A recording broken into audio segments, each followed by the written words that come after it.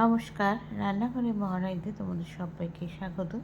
আজকে তোমাদের দেখাবো মানে লাউ পাতা বা লাউ ডাল, লাউর ডগা দিয়ে মটরের ডাল। শুধু লাউ পাতা বা লাউর ডগা নয়, এখানে কিন্তু আমি অল্প সবজিও দিয়েছি, মানে সমস্ত সবজি দিয়ে মটর ডাল রান্না করে দেখাবো।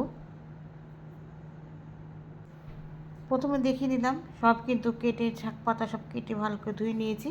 আচ্ছা, প্রথমে চলো আগে মটর ডালটাকে প্রেশার কুকারে দিয়ে দিয়েছি। প্রেশার কুকার দিয়ে মটর ডালটাকে কিন্তু আগে সেদ্ধ করব। সবচেয়ে বড় কথা আছে, রান্না করতে কিন্তু বেশি করে সময় লাগে না, কিন্তু খেতে ভীষণ। এর সাথে একটু হালকা ভাজা কিছু থাকলে কিন্তু খাওয়ার জন্য আর কোনো অসুবিধা হবে না। আচ্ছা, নুন দিয়ে দিয়েছি মটর ডালের মধ্যে, আর দুটো কাঁচা লঙ্কা দিয়ে দিয়েছি। আচ্ছা, প্রথমে দেখো যেটা আমি করেছি সেটা হচ্ছে মটর ডাল আমি কিন্তু প্রথমেই সবজি দিইনি, প্রথমে কিন্তু দুটো সিটি দিয়ে নিয়েছি মটর ডালটা। এইবার যখন প্রেশার কুকারে ঠান্ডা হয়েছে তখন খুলে একটু নাড়িয়ে নিয়ে এবার কিন্তু এখানে আমি সবজিগুলো দেবো। সবজিগুলোর মধ্যে আমি এখানে ডাঁটাটা দেব, আমার কিন্তু এটা লাউ শাকের ডাঁটা, আর দিয়ে দেবো যে সবজিগুলো নিয়েছি সেগুলো। এবার দিয়ে এটাকে কিন্তু বন্ধ করে, প্রেশার কুকারটা বন্ধ করে একটা সিটি দেবো, তাহলে কিন্তু আমার মোটামুটি সবজিগুলো সব সেদ্ধ হয়ে যাবে। আচ্ছা, কড়াইতে কিন্তু তেল দিয়ে দিয়েছি। এবার কিন্তু ফোড়ন দেব। ফোড়নে কিন্তু জিরে দেবো, তেজপাতা দেবো আর শুকনো লঙ্কা দেবো, দিয়ে কিন্তু ফোড়নটা ভালো করে ভেজে নেব। আচ্ছা, ফোড়ন তো হয়ে গেছে, এবার কিন্তু এখানে আমি লাউ শাকগুলো দিয়ে দেবো। প্রথমে লাউ শাকটা যেহেতু নরম একদম, সেজন্য আমি লাউ শাকটা দিয়ে দিয়েছি, দিয়ে আর ওতে কিন্তু সব সেদ্ধ হয়ে গেছে। এবার লাউ শাকটা কিন্তু মজার অপেক্ষা থাকবো, তারপরে কিন্তু এখানে ডালটা ছেড়ে দেবো। চলো, এবার এখানে একটুখানি নুন দেবো, দিয়ে এটাকে কিন্তু ঢেকে দেবো, তাহলে তাড়াতাড়ি হয়ে যাবে, শাকটা খুব তাড়াতাড়ি মজে যাবে।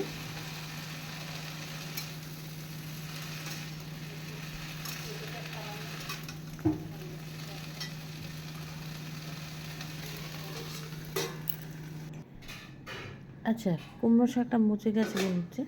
এবার দেখি থালাটা তুলে, হ্যাঁ একদম কুমড়ো শাক না, লাউ শাকটা কিন্তু একদম মুছে গেছে। এখানে কিন্তু এটা লাউ শাক দিয়ে করেছি, এটা কিন্তু কুমড়ো শাক তো খেতে খুব ভালো লাগবে।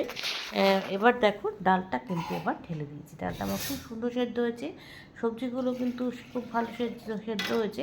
প্রথমে শুধু মটর ডালে দুটো সিটি দিয়েছিলাম, আর সবজি দিয়ে একটা দিয়ে কিন্তু আমার ডালটা খুব সুন্দর সেদ্ধ হয়ে গেছে। এবার দেখো হয়ে গেছে। এবার ভালো করে কিন্তু মিশিয়ে দিচ্ছি ফোড়নের সাথে, তারপর নুন হলুদ এগুলো তো দিতেই হবে। আচ্ছা, ডালটা কিন্তু এখন ফুটে গেছে, এবার এখানে একটু আদা কুটিয়ে দিয়েছি, খুব ভালো লাগে মটর ডালে এবার শেষের মুখে আদা দিলে। এবার দিয়ে দিচ্ছি একটু সামান্য চিনি, যেহেতু এটা একদম নিরামিষ রান্না সেই জন্য কিন্তু একটু চিনি দিয়ে দিয়েছি। দিয়ে এবার কিন্তু এটাকে খুব ভালো করে মিশিয়ে নেব, আর তার উপর থেকে কিন্তু একটু ঘি ছড়িয়ে দেবো।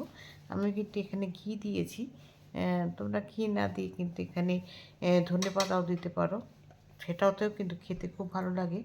এবার এখানে ঘি দিয়ে দিয়েছি, দিয়ে এবার এটাকে খুব ভালো করে মিশিয়ে নেব ডালটাকে।